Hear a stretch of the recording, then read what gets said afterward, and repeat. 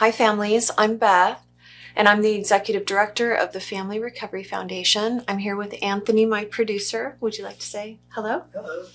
I'm always blessed to be with Anthony. We just got done praying for you. And today we are on Module 11, and this is a curriculum that I would say is very near and dear to my heart. And the reason is I've been offering this curriculum in treatment centers for quite a while, and most of the time when I'm done giving the education, the clients in the room, the addicts, the qualifiers, the addicts and the alcoholics will say, I wish my family knew this.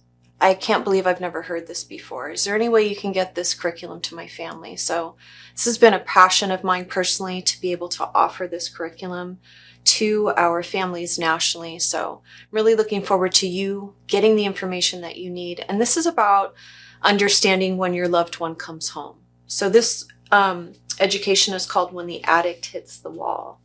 So many years ago, I went to a specialized training, and there's an organization called the Matrix Model. This is really early in my career.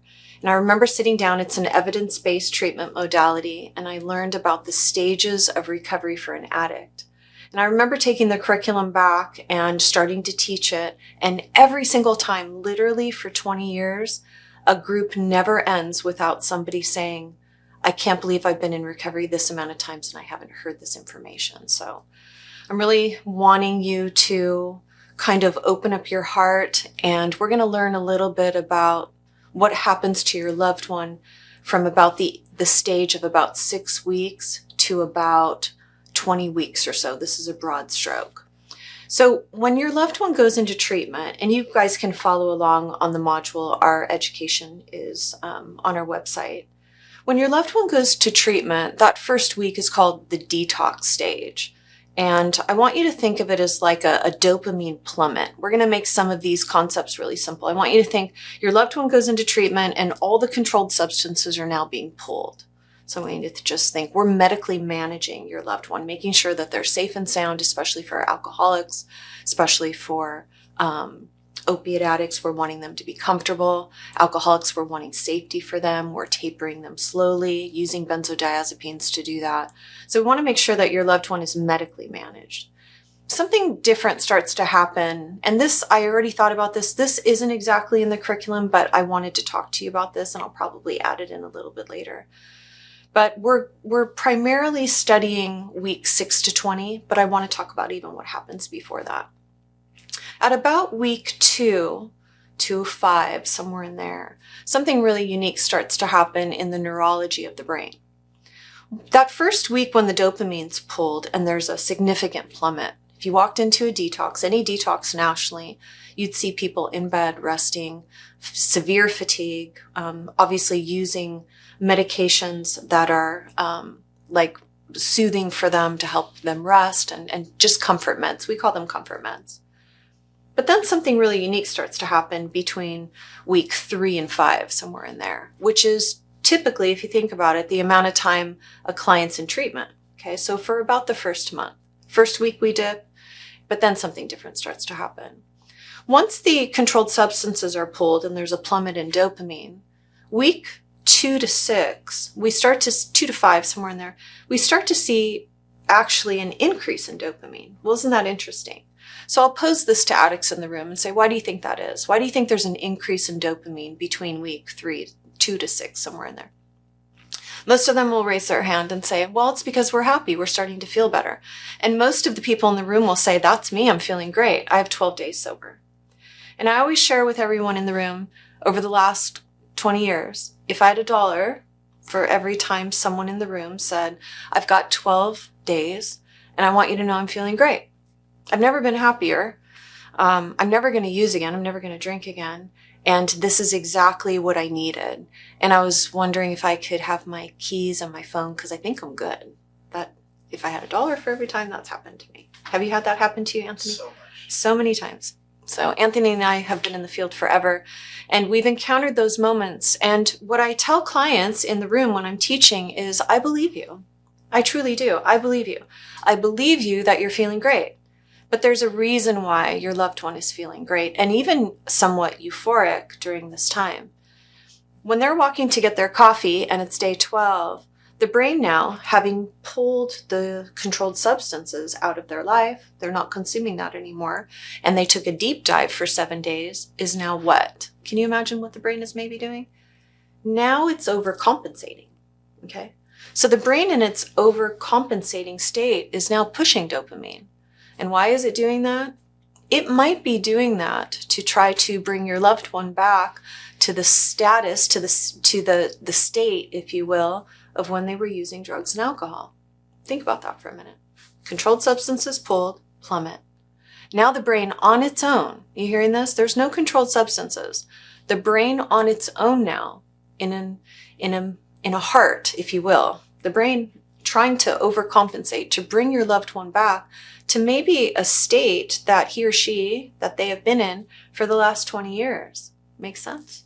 So your loved one's walking to get coffee, and neurologically, biologically, there's a yummy push of dopamine.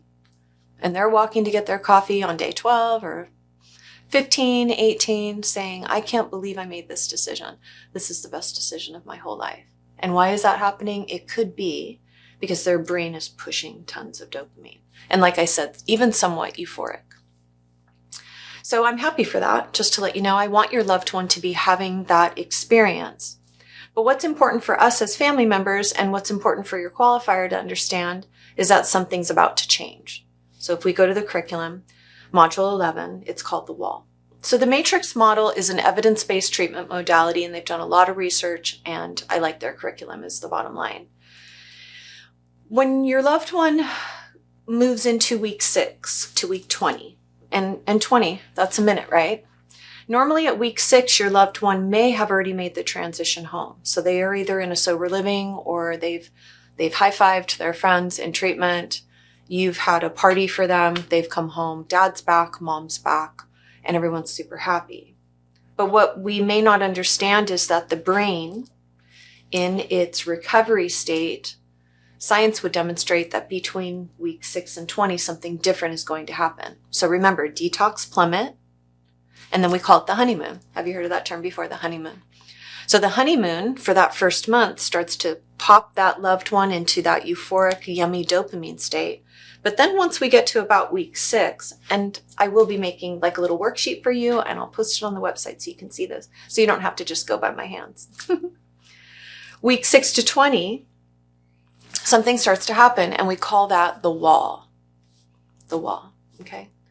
So having sat with clients over the years, and as they start to listen to the explanation, a lot of people are nodding, and they're raising their hand saying, that is exactly what happened to me. And some studies demonstrate, there's a lot of different studies out there, but there are a handful that demonstrate that most clients post-treatment will find their way, unfortunately, to a relapse at about the 90-day mark. And where is the 90-day mark? It's smack dab in the middle of what we call the wall. So let me kind of paint a picture of what the wall could look like. Your loved one comes home. It's day, let's say it's week 7. They climb into bed. They go to sleep at night. They're happy, feeling great, excited. Maybe they're starting work tomorrow morning. They get up, they go to work, and then they come home, and out of the blue, something's happened. It's not that they don't feel good. It's that they've kind of lost their zest. Many clients report that the fatigue gets significant. The mood plummets, appetite may go, and through the years how clients have talked about this is they'll call it dark days. All of a sudden, out of the blue. Circumstances haven't changed, there hasn't been a trigger, there's no argument, nothing happened at work, but a dark day will set in. So it's a little scary for the addict, for the qualifier, for the alcoholic, because they're not sure. And sometimes they'll even say, I thought I had the flu. It's just kind of a smackdown. And that might stay for a few days. Now, what could happen in the family system? A lot. It could be very triggering to the family because maybe the family sees these behaviors and it feels familiar. It feels relapsey, if you will. And as we know in family systems, when the qualifier is acting this way, that could be a codependency relapse for us as family members like that. So all of a sudden the family has the potential, if the education's not given, that something's wrong. And all of a sudden the family then starts asking, hey, are you okay? Are you okay? That starts making the qualifier frantic because they don't even know what's going on. They don't know why they're feeling the way they feel. Their depression maybe went from a 0 to 10, anxiety from a 0 to 10, and it's not budging. And then, out of the blue, day 4, they wake up, they're back. They're just back in action. They're feeling great. They have their energy back, and they're kind of like, okay, I'm back anyway. And they're trying to forget that super deep, low, dark mood. And then it comes Friday. Maybe Johnny's got a baseball game, and all of a sudden that feeling comes in again, and it lasts for a few days. And then 4 days later, they're back. And then 4 days later, it's dark. This is super important information for the family to understand. Why? Because it could be really triggering on both ends. And at times, the illusion, I personally call it the illusion that sets in for the addict, for the qualifier, the irrational thinking, is that if the family thinks that the loved one's relapsing, there's this very unique illusion that comes in I've heard it just so many times, that if the family thinks I'm using, then why am I doing this anyway? I might as well relapse. You have to understand that the thinking pattern of the addict is very different and doesn't have the rationality to it that that others would have. So we want to demonstrate compassion for the sensitivity of when an addict is going through these types of thought processes. In our recovery, how we handle our feelings and our emotions when our loved one is suffering, I'm going to say that again. As family members, as the one who loves the addict, as the one who loves the alcoholic, it is imperative that we emotionally regulate when we're triggered. And that's kind of what our topic is today, is that science would demonstrate that your loved one coming home from treatment is going to have some really challenging days. It's just the science, it's not personal. And it could present like a relapse, which can trigger a family dynamic, the family disease of the addict's just not feeling well, and all of a sudden we get really scared. So it's imperative to have a little bit of a plan in place. As you look at your worksheet, there will be a couple things listed for you that I've offered to addicts in the room. So when they go home, families are well prepared. I always say, consider telling your family all this. I tell them it's really easy to remember, 6 to 20, 6 to 20. Those are the numbers. Let your loved ones know that between 6 and 20, there could be some significant ups and downs. So what do we do during that time? Well, for the addict, when I'm teaching them, and I don't have access to all your loved ones, so please feel free to show them this video so that they have the opportunity to self-care and be more knowledgeable about what's coming. But between week 6 and 20, it would be imperative to show up with a lot of love and compassion, to expect some ups and downs, to have a plan in place when we're in the low. If and when, God forbid, those dark days come, what are we doing? Is the addict shaming himself or herself or themselves? Is the addict getting afraid? Or is the addict educated and knows that there's a storm coming? I give the example sometimes, I always use Florida as an example. Sorry, everybody who lives in Florida. But if I lived in Florida, and because I live in California, so we've got all the earthquake situation, and we never know when that's coming. I'm knocking on wood right now. We don't know when the earthquakes are coming. So we're as prepared as we can. And I always think if there was hurricane season, I'd be so prepared. I would have the boards that I would put up on the windows. And I'm not speaking to this well, but you get my idea. I would have like batteries and flashlights. I would have a place that I would bring my family. I'd have carts for my animals, all of that. I want you to think, families, of week 6 to 20 just like that. I want you to think of week 6 to 20 like you just know that that's the season, that's hurricane season, so you can be prepared. Your loved one can share with you what's meaningful to them when it's not week 6 to 20, or if you're in the middle of week 6 to 20, but there's no episode happening. Maybe you sit down and have a conversation and say, hey, on your harder days, on your unpleasant days, on your dark days, are there things that I can say and do that would be meaningful to you? I'd like to show up for you well, and I'd like to know what would be meaningful to you. Would you like us to still invite you? Would you like space? Do you want to be asked how you're doing? Did you know not everybody wants to be asked how they're doing? Did you know that? Some people like to be given a little bit of space. If you notice your loved one is not doing well, they might just need you to go on with your day They might wish for you to just go and have a great day and to be blessed. That maybe the pressure of them joining could not be pleasant for them. So it's a really good opportunity to communicate and to ask your qualifier, hey, what's meaningful to you? What are the things in the past that I've said and done when you're suffering that could be helpful to you? There's 2 more things I want to talk about. Do we have time, Anthony? Of course. Okay. I've also recommended to your qualifiers, when I have them, that they keep a little journal. This is DBT, dialectical behavioral therapy, and it's just mood regulation. So I always recommend getting a calendar that's the one that has all the days in it. I forget what it's called. None of us know in this room. But the one that has like where you can write in every day. And if you wake up on a Monday and you write down my mood for the day on a scale of 0 to 10. 10 being I'm feeling great, 0 being I'm feeling horrible, dark day. So an option for family members, for the loved one, is to keep that calendar out. And I always tell the qualifiers in the room, don't panic. Don't panic, because sometimes they like to keep that private. But if you guys have had this conversation, maybe there's an open dialogue of, I'm having a dark day and I'm having a 1 today. And if you guys have already decided how the family's going to show up in the 1, wow, we have a wonderful system in place. 1 to 5 means we're all going to do this. Maybe you move on with your day and you keep going. It also helps your qualifier track their mood.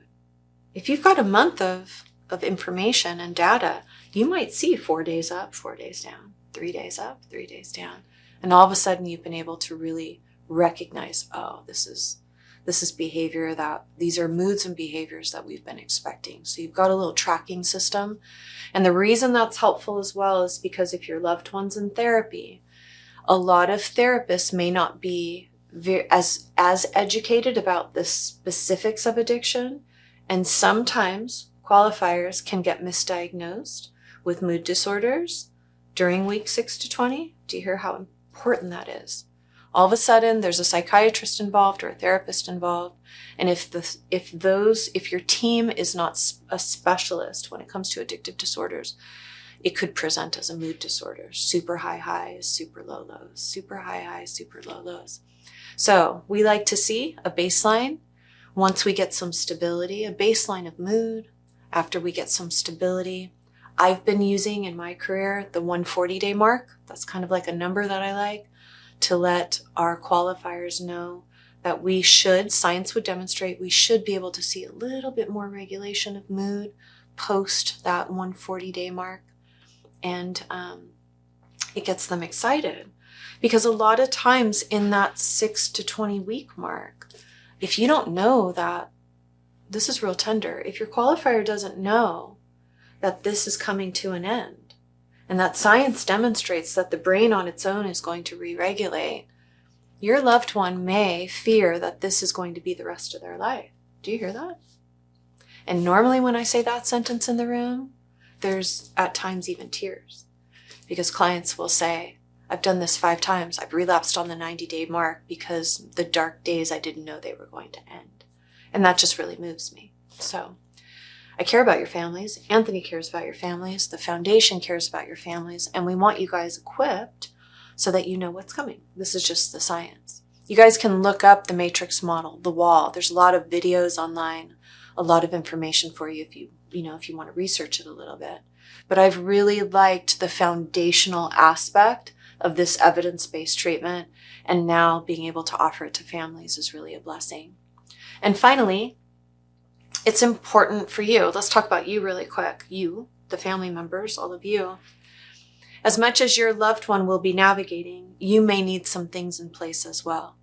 You may be so unfortunately traumatized by chronic relapse, and you may have gone through so much that as you're watching your loved one go through their dark days, it could be very deeply overwhelming for you. And I just want to show up with love and compassion there.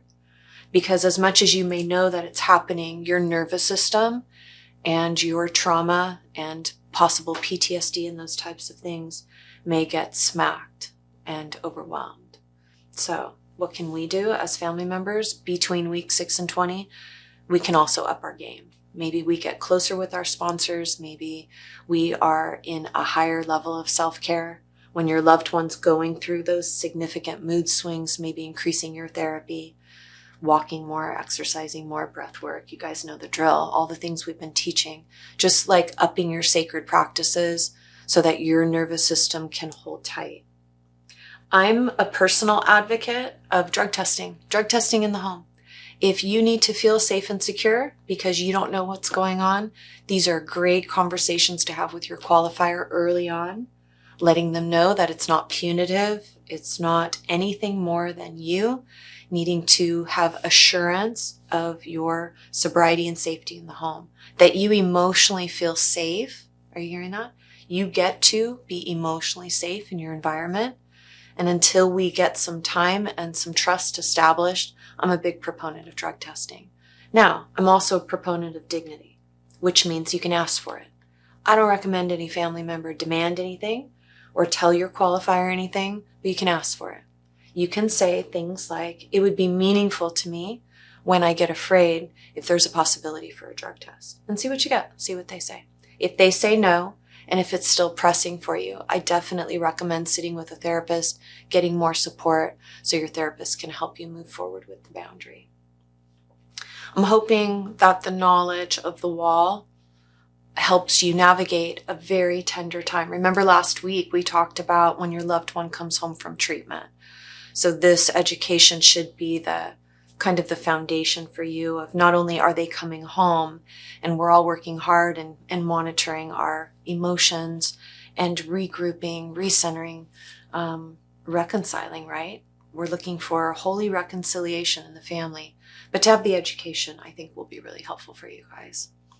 Well, I appreciate being with you as always, and I will see you guys on the next module. Bye. Bye. Bye.